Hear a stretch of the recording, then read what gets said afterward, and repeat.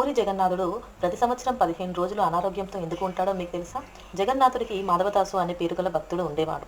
తన భార్య చనిపోయిన తర్వాత తన జీవితాన్ని జగన్నాథుడికే అంకితం చేయాలని నిర్ణయించుకున్నాడు. మాధవదాసు తన మీద పెట్టుకున్న భక్తిని చూసి జగన్నాథుడు చాలా సంతోషపడేవాడు. జగన్నాథుడు మాధవదాస్‌కి ఎన్నోసార్లు తన దర్శనాన్ని కలిగించి ఇంట్లో చేసిన ప్రసాదాన్ని కూడా స్వీకరించేవాడు. కానీ ఒకరోజు మాధవదాసు అనారోగ్యానికి గురయ్యాడు. అనారోగ్య కారణంగా అతని శరీరంలో శక్తి మొత్తం నశించి నోరు కూడా ఎండిపోవడం మొదలైంది. అప్పుడు స్వామి ప్రత్యక్షమై స్వయంగా తన భక్తుడికి చాలా రోజులు సేవ చేసుకున్నాడు.